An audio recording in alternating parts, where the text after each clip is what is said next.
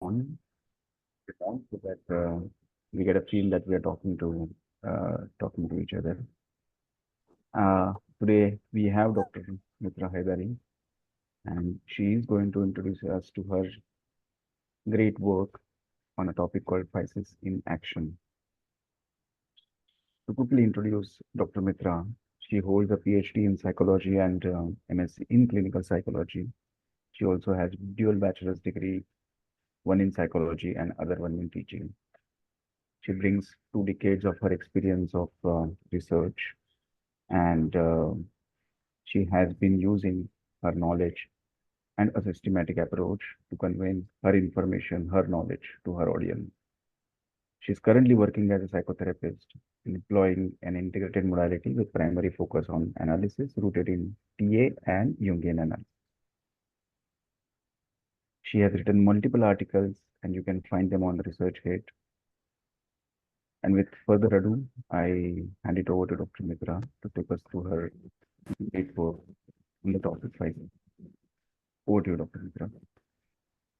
Yeah, thank you for your introduction, and a sincere thank to all the participants. I just request everyone who can on the video, then we can have a face-to-face interaction and saying hi.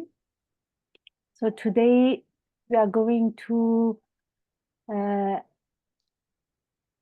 present Physis in Action, which is a model which was developed by me. And just I like, as for the participants who already are here, maybe after now some people will join, but then I don't have the chance to ask them. Is everybody familiar with TA? If yes, thumbs up. Okay. So, and what about Physis? Yeah. Okay.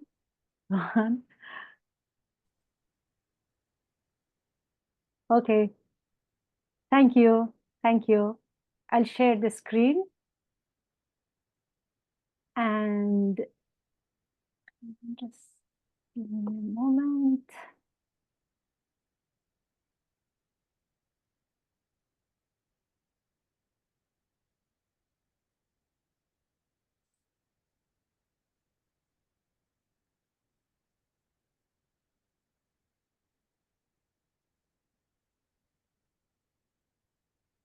Okay, I'll share the screen and I'll start. Please, if you have any question, just remember the number of the slide, and at the end you can ask your question. We will have 2 breakout rooms. One after I finish explaining these all parts of the diagram, and one after ending the second part, which is how to apply what we have learned today. And in between, if you have any question, just keep it or share it in your breakout room. We will have 2 breakout rooms as well. This is the objective of today. The first part, first I will start by explaining the components of the diagram, and then you will go to breakout room.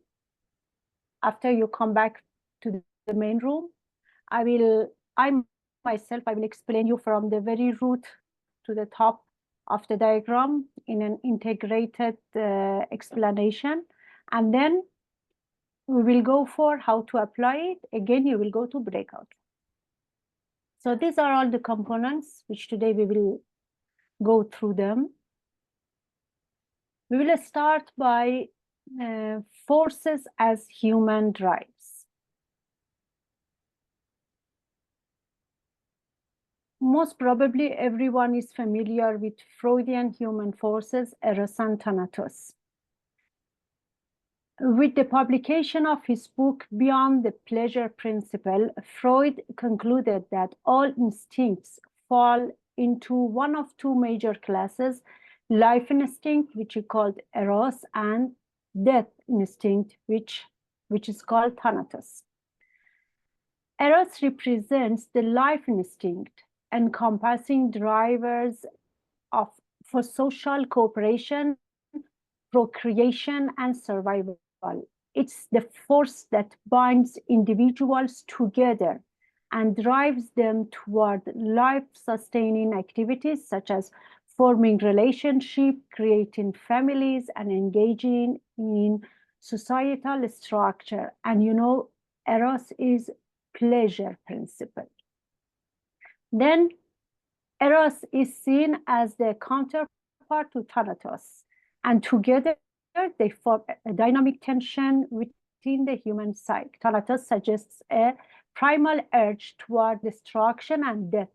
It defines a tendency towards risky behavior and relieving traumas. Relieving trauma within this framework refers to the unconscious tendency to repeat painful experiences as a way of confronting or mastering trauma in a self-destruction manner. And this is pain principle. Then we will come to another force called Physis as the third discovered force. Berne added Physis to the other two unconscious forces, which right now we have talked about them, Eros and Thanatos. And he saw all the three as the background of psychological experience. You see, this is the difference here. Berne is talking about all the three in the same level as the background of human psyche. Clarkson called Physis the first force within which subsumes the other two forces, Eros and Thanatos.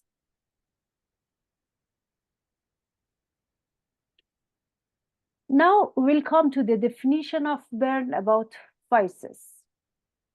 He saw Physis as the evolutionary force, the force within us which keeps us striving to go onward and upward.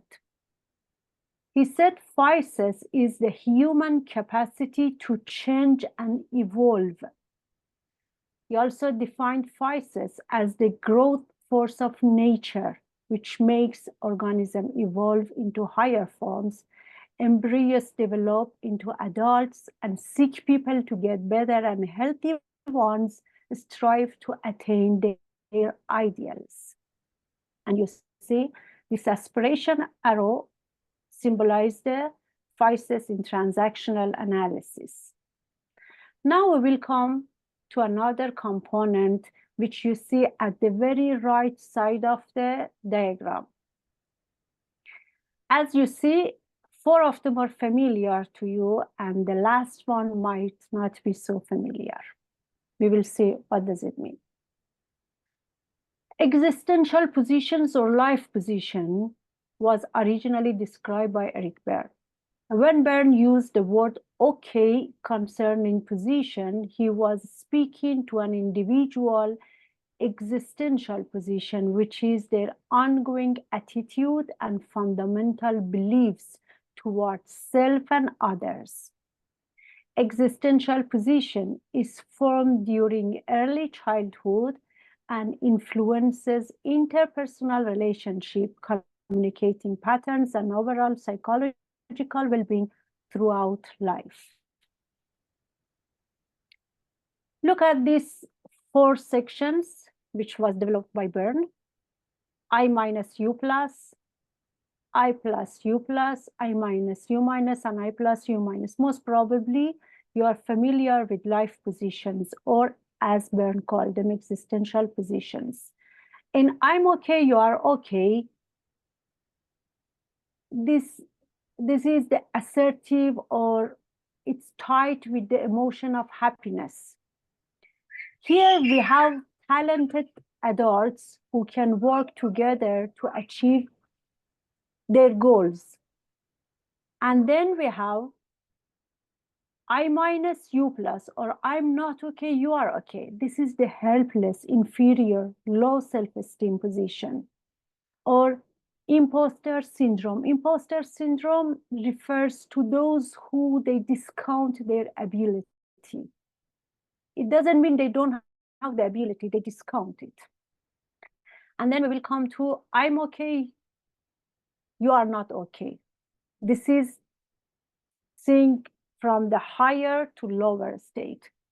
These people usually they're very in hand emotion is anger. They make bullies people. They are the expert advisors. If you sit next to them, they can give you lots of advices. And they are usually rescuers. And the next one is, I'm not okay, you are not okay. This is the people who are confused, they are helpless, and they give up very early. They will say, no one listens us. So what's the point to speak out? What's the point to reach out for help? And here is something different, which you are seeing. The very four corners are what we have discussed right now. In this framework, not only I'm showing you the very four corners of what Bern have introduced, but the two middle ones, which I have added based on lots of research. And there is another article. If you like to go more deeper about this framework, you can go for Boston attachment security and prompting okayness, which I have addressed at the bottom of the this picture in Sachta. Here we look at the positions, not only adding two, but at the force which deals with them. The four corners, I'm okay, you are okay, is more in action with Eros. And next one, I'm not okay, you are okay, Eros and Thanatos. I'm okay, I'm not okay, also you are okay, again same Eros and Thanatos, and I'm not okay, you are okay, only Thanatos. Now let's come to the two middle ones. The one which has written I minus I plus, U minus U plus is something which Bern already spoke about it, but he didn't categorize it. He called it unstable. Those who are confused, those who don't have any stable, they are not in minus side, not in plus side. They are very confused about their position. And the dominant force here also is Eros and Thanatos. But when we come to another position, which is very new, and I called it zero position, is the state of nothingness, is the state of I am. In India, we call it Atman, or soul, or eudaimonia position. So the dominant force here is Physis. Now, let's see what is zero position. Centering at the midpoint of the zero position indicates, when we say zero, it's not minus, not plus, it's at the center. Indicates that one is experiencing harmony beyond duality in the life position matrix. It is a state of nothingness. Sarfaraz Sayyid Ahmad said that the zero position is where we experience the choice of no choice.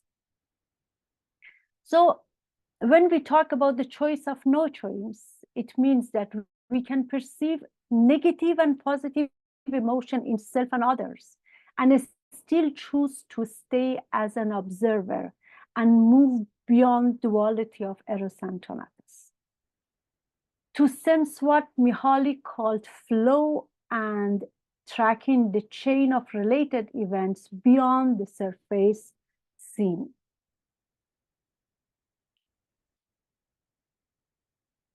Okay, coming to next component of this diagram is euphoric utopia and global okayness at the very bottom. Euphoric utopia or early infantile global okayness. First, we will understand it literally, means by what does it mean by the word frame. Understanding the concept of euphoric utopia. Utopia derives from the Greek word eu, meaning not, and topos, meaning place, literally translate to no place or nowhere. It is a concept that represents an ideal society or community that is perfect in every way. On the other hand, euphoria is a state. That one was a place, but this is euphoria is a state of intense happiness and excitement. It is a feeling of bliss and elation that transcends the ordinary. So while utopia refers to an idealized place or society, euphoria captures the emotional experience of pure joy and ecstasy.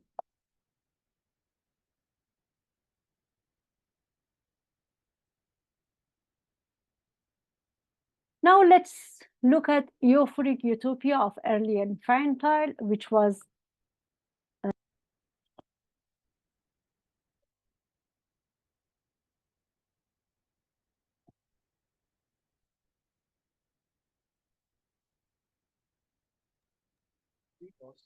Dr. Mitra, we are not able to hear you.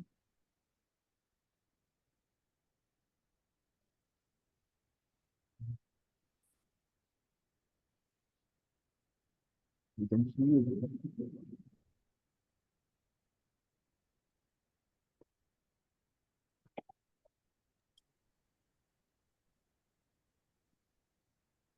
No, we can't hear you. You.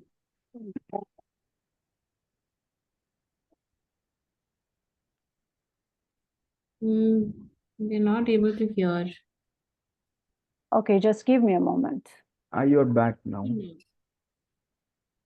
Just We give me hear a you. moment. We can hear you now.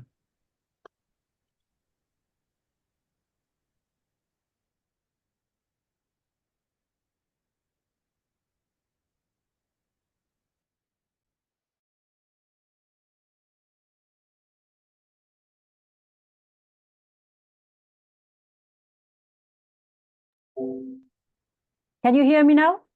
Now we can. Can you hear me now? Okay. Yes, we can hear you. Okay, good. Sorry for interruption. I think I have a kid outside and he opened my AirPod. It was connected. I disconnected it.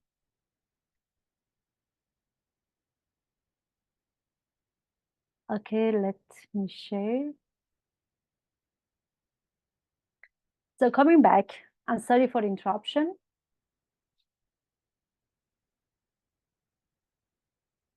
So euphoric utopia of early infantile or original okay position is mentioned by Fanita English. She said that all of us experience a period of global euphoric okay and also global not okayness at our infantile life when we still feel undifferentiated from our surroundings, including our caregivers. Both of the okay and not okay feeling represent aspects of the infant's global experience of the world. We all start, and Eric Berne was mentioning, this is what Fanita English said, and now let's come to Eric Berne. Eric Berne was saying that we all start with I plus U plus as the prince and princesses before we turned into frogs. This is the famous word of Eric Berne.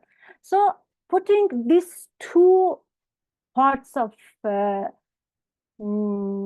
knowledge or data together, it implies that somewhere in our origin, we are unconsciously familiar with the prince and princess's version of ourselves, or saying it differently, there is a memory within us that has already experienced global euphoric okayness.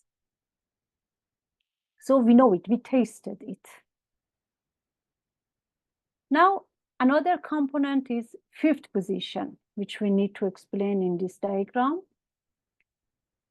Again, this is mentioned by Vanita English. According to Vanita English, the average person cannot re-enter the original okay position, what we called it euphoric utopia or early infantile global okayness, except at certain moments, for instance, during meditation, because the early okay feeling are peculiar to infancy. Moreover, there is good reason to suppose that infancy itself is not euphoric utopia, at least not a stable one, because not okay feelings intrude on the infant right from the beginning. Right from the beginning, the infant is facing the challenge for breathing, facing the challenge for feeling the environment temperature on the skin. And that what Jung is called mother complex starts, because before birth, even it doesn't need to take effort for breathing. So from the very birth, the infant is familiar with not okayness. Then Vanita English about the fifth position, or I plus U plus in adult version, says the best existential position we can attain is I'm okay, you are okay, adult. If we learn to use our adults and find ways dealing with frustration realistically, we can arrive at the fifth position, which is I plus U plus adult. Now, coming to next component, which is eudaimonia as the theory of self-realization. Eudaimonia is derived from the Aristotle's Nicomachean Ethics. Waterman considered eudaimonia as a theory of self-realization. Further, he stated that eudaimonia is the experience of personal expressiveness, which is conceptually linked with the feeling associated with Deci and Rien's intrinsic motivation, Mihaly's flow, and Maslow's peak experience. For Toeffler, eudaimonia is about what is worth desiring and worth having in life. According to Nordman, eudaimonia is an ethical theory that calls people to recognize and live following the daimon or true self. Okay, here I invite you to share what we have discussed here in your breakout rooms and look at the diagram. If I don't know how, if you could take a picture, maybe I will share it for a while, again, for you to take a picture. Look at the diagram and then say, what do you understand by this diagram according whatever which I have explained, all its components.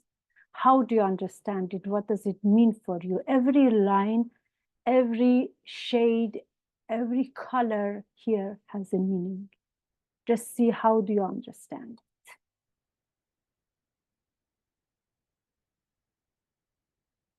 Okay? Shall I start the breakout from then? Yes, please.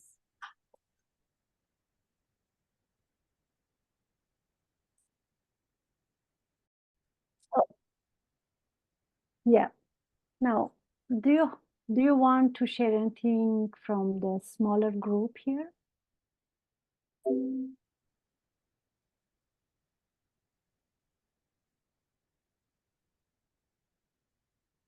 What did you discuss? How did you understood the diagram?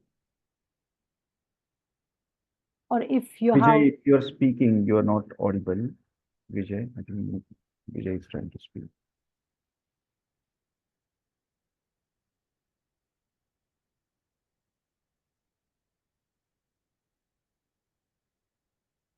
Okay.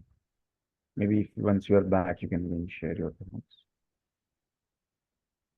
okay, any other one? Whatever which you have discussed. There is nothing right or wrong. Yeah, maybe I can go. We were discussing about feel from the diagram. It feels like the global openness, which is the infant's position, and self-realization. It's a movement from global openness as the life starts to towards the self-realization throughout the life, and that movement goes through both eros and thanatos. Both the forces are being used.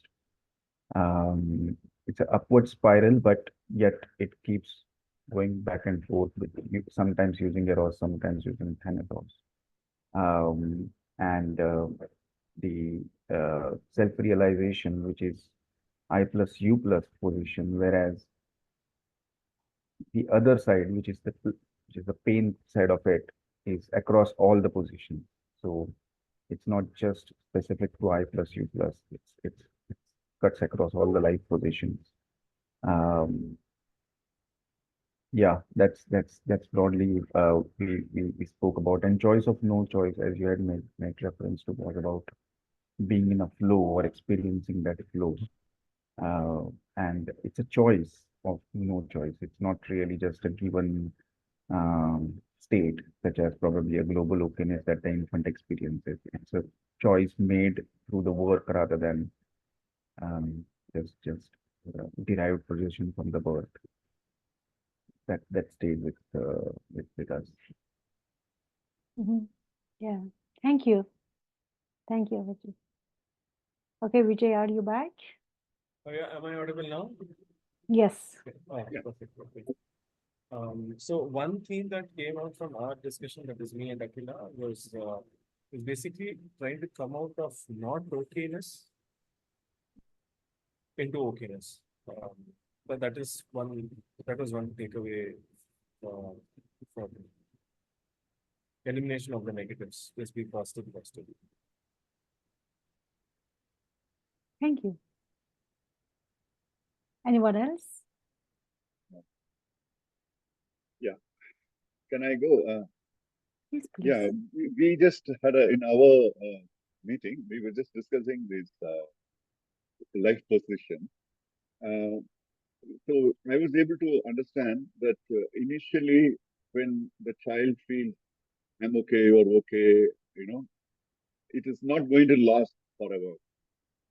It is not equivalent to an adult who, after going through all the four stages, uh, using his emotional intelligence, feels I'm okay, you are okay. That's the position as an adult I must stay in. So, but this Physis, using the force of Physis and his own inherent emotional intelligence, understanding of the world, IQ, and everything, experience. So he comes to the realization that I'm okay, okay, is a state, a desirable state, which is not equal to the child's that initial state, which is euphoria, or you had used the term euphoria. So possibly it is a state the child stays in for a brief period, only to be pushed into some other state sooner or later. This is what we were discussing in our group. That's what I Thank thought. you. Yeah, thank you. Thank you. Anyone else?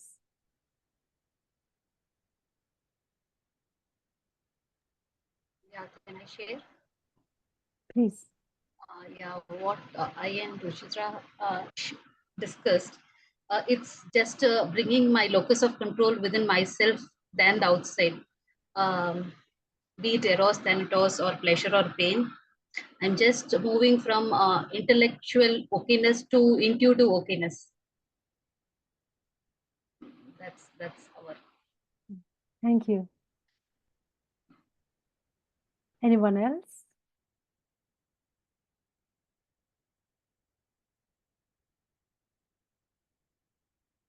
Okay, shall I continue?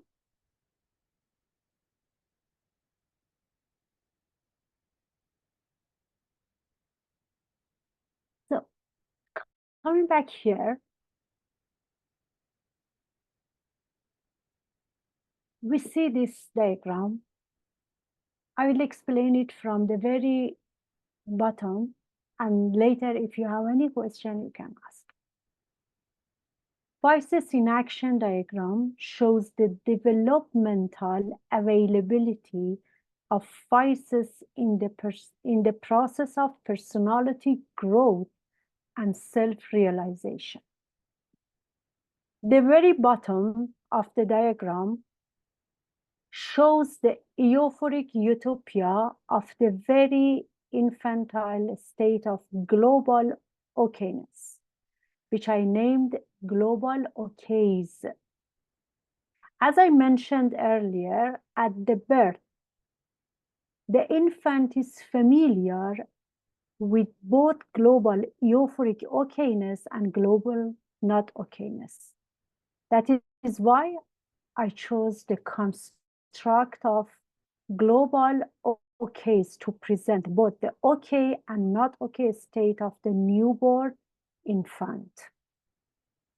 From the euphoric utopia, you see, from that very euphoric utopia, or the state of global okays, although Physis is available at the innate force of, as the innate force of nature. You look at that round circle, it represents the availability of Physis.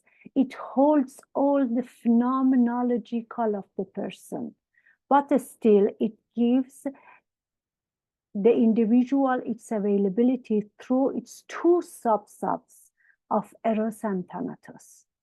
So eros and thanatos are like two dots which emerge at the heart of Physis as opposite forces to develop the individual's personality in duality of pain and pleasure. So you see, as the eros and thanatos, these dots, then they will come to two division. As they grow, they overlap. And again, Physis reunion, its full being at the very mature part of the individual psyche, where is at the very top eudaimonia. Now again, we will come back to the bottom. At the bottom, these opposite forces express themselves in the form of childhood decisions and beliefs to define the individual existential positions. That's why I had written all the existential positions, because based on how the individual is experiencing pain or pleasure, security or insecurity, happiness or aggression, in the experiences from the very saying hello to the world, these existential positions or life positions will develop to face the world. They are the beliefs that the person is going to face the world. In the process of upward and onward growth, because we said Physis is the process of upward and onward growth, eros and thanatos lose their absolute oppositions. In the personality growth, while the person grows in his personality, we learn to use our adults and find ways of dealing with frustration realistically. This is the definition of I plus, U plus, or fifth position. Here is where we can put Phanita English, fifth position, which is adulthood, I plus, U plus. When the individual can reside at the fifth position, can face the world realistically from the adult, Physis will appear to this individual who is in fifth position and find realistic ways without discounting the situation or self or others. It is the state that Physis will appear to this individual as a self-actualization drive. Now, a person can yet evolve beyond fifth position to be the harmonious person outside the dualism zone of okayness. Because when we say okay, we say not okay. When we say plus, we have to say minus. This is duality. But still, there is something beyond this duality. Being centered at the midpoint of zero position indicates that the individual is aligned beyond duality in the life position matrix. It is the state of nothingness where the experiences of choice of not choice makes meaning or takes place. The zero position is the position of the observer. In Indian culture, we have that position of observer. So zero position is the position of the observer. It manifests beyond the ego states levels, which we speak in TA. This individual can observe, or this individual at zero position can observe all the ego states without being affected by the feeling associated within the particular ego state.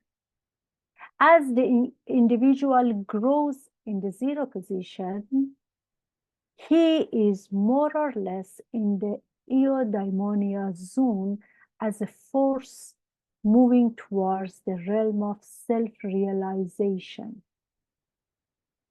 This is where Waterman considered eudaimonia as a theory of self-realization. He stated that eudaimonia is the experience of personal expressiveness or making an individual out of personality. Conceptually, it is linked with the feeling associated with intrinsic motivation or flow or peak experience. Also, as we mentioned, Toepler was saying that eudaimonia is about what is worth desiring and worth having in life. It means that it doesn't mean what is giving me pleasure or what is giving me pain. It means what makes meaning for me.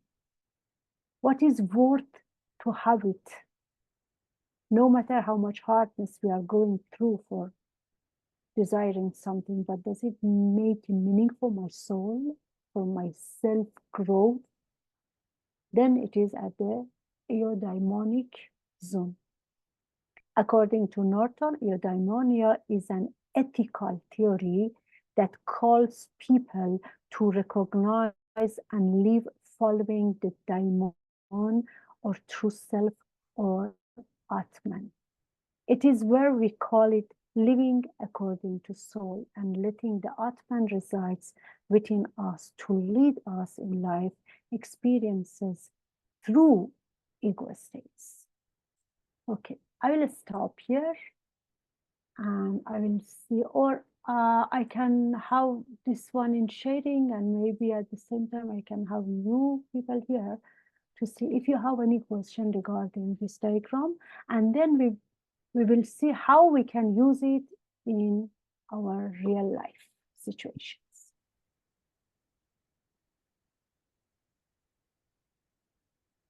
Yeah, I had a question. Can I go? Please. Yeah. So the question was, why does a person who can be in the position of I plus U plus adult need a drive beyond that? Mhm. Because still this person is not like when we say I plus U plus, it is a state that this person is called a good person, this person is called an ethical person, but still soul needs to grow beyond this state, to feel, to move beyond duality. When we are talking about good, definitely the other part of the coin is bad. When we are talking about positive, the other part of the coin is negative.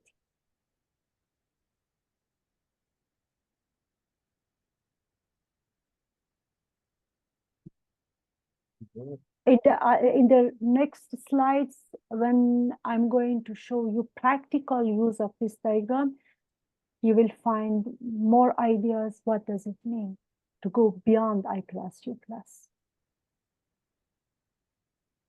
It is a personal growth, it is self-growth, it is like self-realization, it is living according to soul or Atman. It doesn't mean that we are living like the life experience at ego state. It means we are developing another state of ourself as an observer to look at ourselves in where we are living in our ego state level. I will show you in the next diagram. I wish I have answered your question. Any other question, or shall I move on? And just one more from my end. You mentioned about this personal expressiveness, right? So can you elaborate a little more on what expression means in the eudaimonic state? By personal experiencing of personal expressiveness, here every person will make an individual out of personality, individuality out of personality. It defines you as a unique person. Defines you means in spiritual realm or in soul realm, individuality is where you are an integrated whole self, and this defines you as a very unique person, as you without discounting the situation, without discounting others, without discounting you, and you who found your way how to move forward, upward and onward, and accept the change and flux.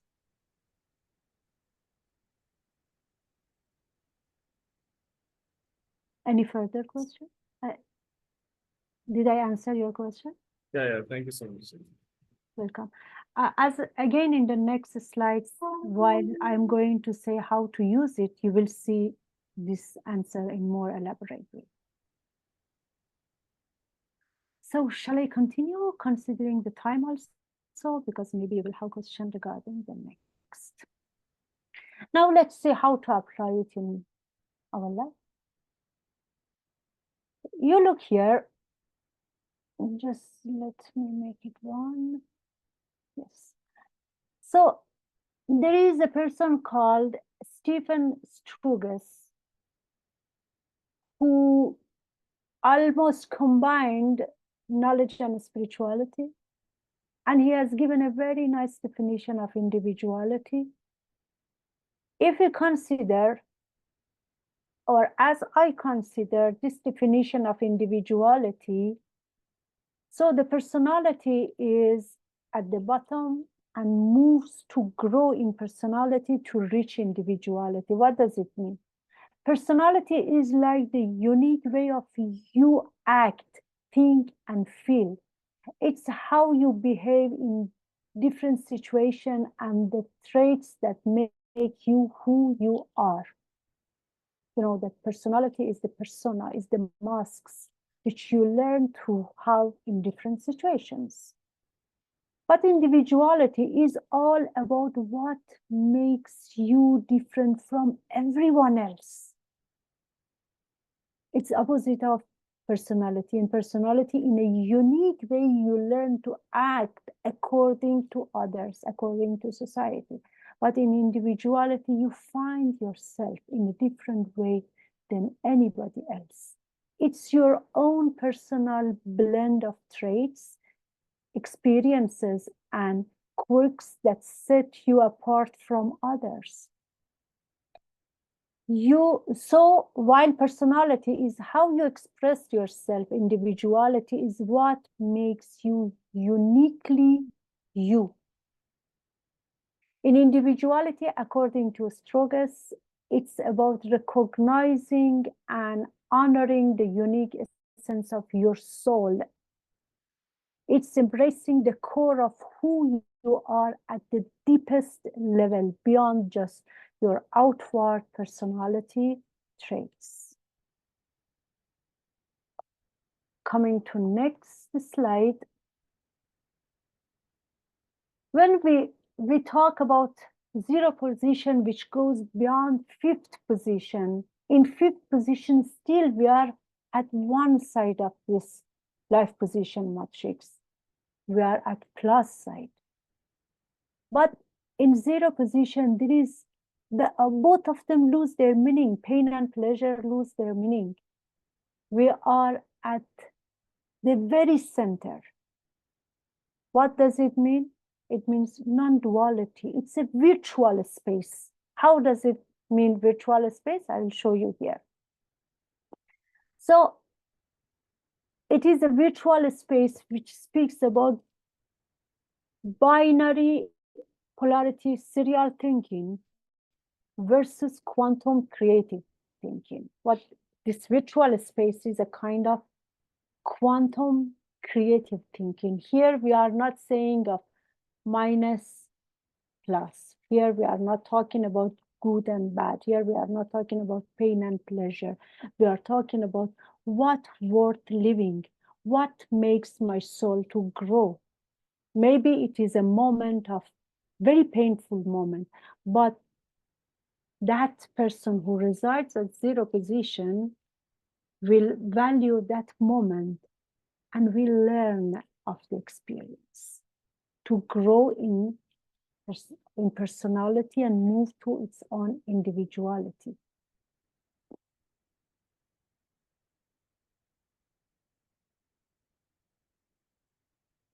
So coming to next, here I'll give an example. What does it mean? How we can be in this position? It gives us a meta view or metacognition. You look at that top, if we call it that, that is the state of zero position, it gives us a meta view to look at our ego states. If at the ego state level, the person will say, I am happy. So now let's see what will happen at that observer position. The observer position will say, I am, and I am the observer. It won't affect my happiness. It is watching the happiness in its own ego state or observing the ego state, which is happy, but it is not affecting the observer. So the observer will say, I am the observer, and I am experiencing happiness in myself. Now, look at this way of looking at the diagram. If we look at the very bottom, which is the gravity, which pain and pleasure takes place, so it is the alpha level of vibration. According to David R. Hopkins, he has given a scale to measure the emotions, and he realized suffering, getting by, flow, pure Tao, and ultimate consciousness as the vibration expands. He realized the very bottom emotions are shame, guilt, grief, fear, desire, anger, and then pride. After this, after when it comes to pride, you look, it comes under the section of force. This person is getting influenced by unconscious. There are lots of scientific research which they have done, and they have noticed that the whatever decision which we are making, before we will be aware of that decision in our conscious mind, the brain has already made that connection. Then they came to know that the brain is getting command from a different space, because we still are not conscious of the decision. We think we have decided, but already the brain have made the connection. So it means this person is living at the force level until we are dealing with this low vibration emotions. But when we start courage, neutrality, willingness, acceptance, love, joy, peace, and then finally enlightenment, going through the journey of alpha to omega. These levels are explained in the book of David R. Hopkins, Power versus Force. So we see that the debate of free will versus determinism is explained by this picture. Determinism, the one who has is not, the awareness is not permitting that the wall between conscious and unconscious will be broken. So that person is under the control of force, because it's the unconscious who decides. This is, it could be trauma, it could be program, and whatsoever. But the one who will come to know about self and to study self, to analyze self, and to learn by the experience and to move upward and forward, slowly, slowly will come to the power realm of existence and will enjoy the free will. Saying it in a different wording, again by the same person, David Hopkins has given this scale. It says that when the person is at the alpha level, will say, things are happening to me, and always feels I'm the victim. So the posture of victim will say, life is happening to me. And the question here is, why me? Whose fault is this? This is my fault. This is your fault. This is whose fault is this? Why this is happening to me? But as the person grows in personality, will move to a little more mature personality and will say, life is happening by me. I am the creator. Here where the person will be very proud, I am, and will have lots of egos to say, this is me. This is how I made things.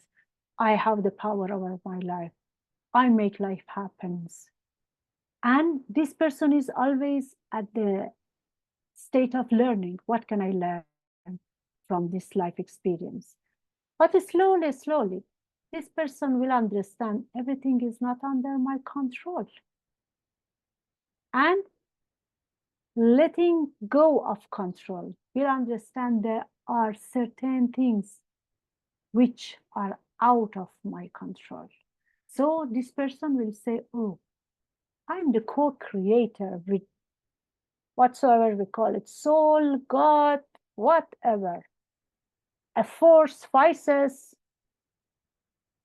So this person will realize, oh, life is happening through me, and will enjoy, will let it flow. Maybe this is the position of, we can say, I plus you plus, because co-creator. And this person always is seeking what wants to happen through me, how the life is going to happen through me. And this will give a view of I plus you plus to this person. Even in the worst situation, this is where the philosophy of TA will make meaning. And once the person will grow more, will feel one with all. Nothing is through me, nothing is me, nothing is you.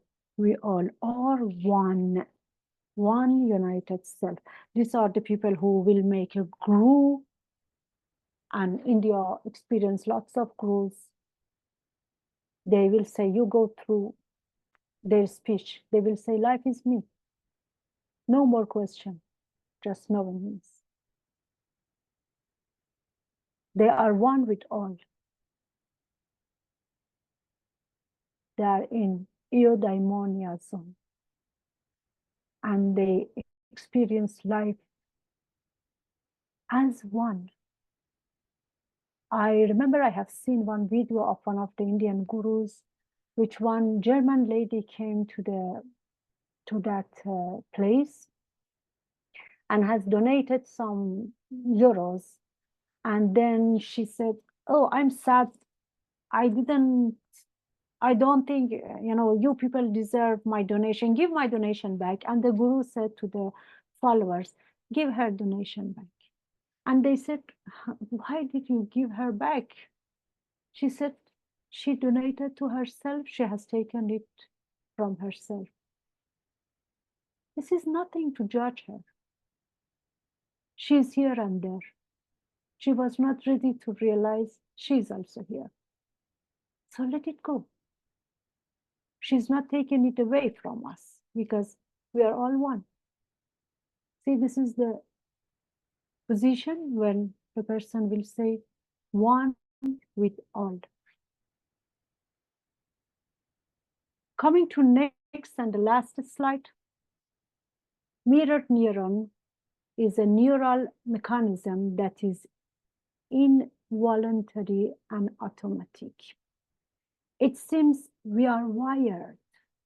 Mirror neuron is a proof to tell us we are wired to see other people as similar to us rather than different. With mirror neuron, we don't have to think about what other people are doing or feeling. We simply know it. Only we need to let us feel it. We simply know it. How do we know it? It's a proof that we are one. We are all related. And here I have chosen one music which I wished I would be able to play it, but I will read it for you. It said, Pachamama, that I crossed over, anxious spirit, lost my knowing. It has very deep meaning, lost my knowing. Confused senses, ancient voices spill their secrets, taking footsteps with our mother, all related, broken-hearted, no more darkness. With this love, we are all related in love. Give me strength in this love. Okay, next breakout room. You can be there and share with your group whatever which you have learned here. You can stay for longer time because we have time. Maybe it's good to give 15 minutes in breakout rooms because I like you discuss together and then you come back here and share. So Mitra, I'm giving them 15 minutes. Yes, 15 minutes.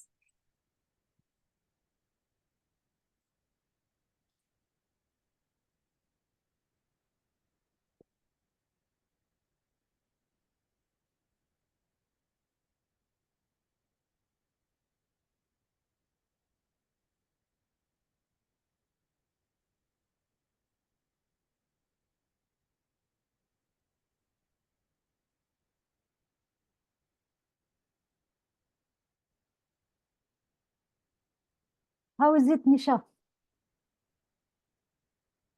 It is good.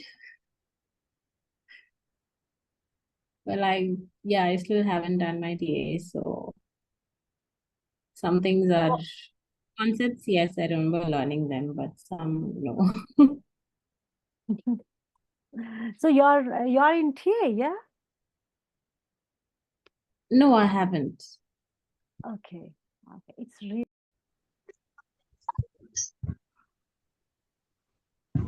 Everyone's back, Mitra. okay. Okay. Before ending, just I have something to share with you, some quotes, and then I will come back to you for hearing your thoughts. In the last 4 slides only, I'm giving some quotes of famous people.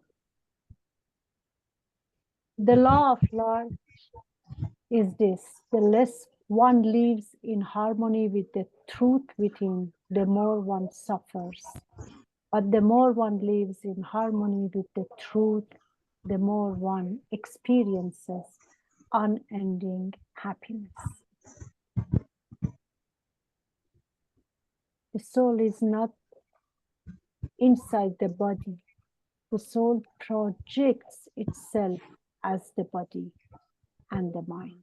It finds a location in space-time and broadcasts or telecasts itself through the body.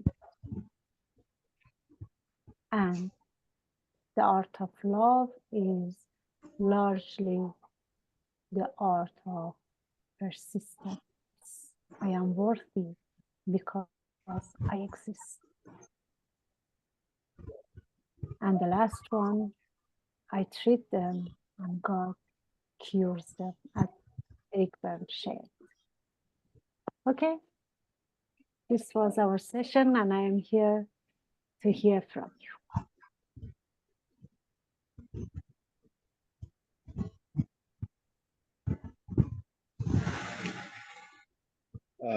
Can I go? Can I start?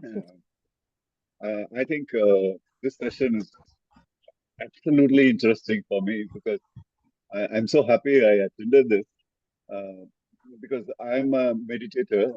I've been meditating and I'm able to understand the oneness, which is the transcending the duality that we explained. So that's something really beautiful. Thank you. Because Thank you for because sharing. when I'm meditating, I'm not the body, I'm not the mind, I'm not even the thoughts. So this is the type of process that we go through. And then the thoughts, I'm not getting identified with the thoughts. So I'm something beyond that. So when you go in that path, then the realization comes that everything is not deterministic. I'm not determining. I'm not controlling anything. So that control freak, attitude goes, and you go into the state of letting go, and you allow existence to flow through you, and the only thing that you can call your own is witnessing your thoughts, witnessing yourself. I'm talking and I'm also witnessing at the same time. So that's what you were saying. The observer and the observed are one and the same. You know, that's Thank you. what, so I think Dr. Mitra, it was a fantastic question. Accurate. Thank you so much. Thank you. Thank you for the sharing. Yeah. Okay, anybody else wants to share thoughts or anything at the end? Can I go? Yes, please. Thank you for this session. It was interesting to know that living beyond judgments and believing in the superpower. Yeah, really, it makes us superpower Yeah. because we will vibrate differently. And when we vibrate differently, our environment will be defined differently, even in physical realm. Thank you. Thank you. Thank you. Okay, anybody else wants to share anything? There are quite a few who have shared on the chat saying it was a delightful, wonderful session, Dr. Mitra. They have thanked you. Some of them had to leave. I'm just calling it out.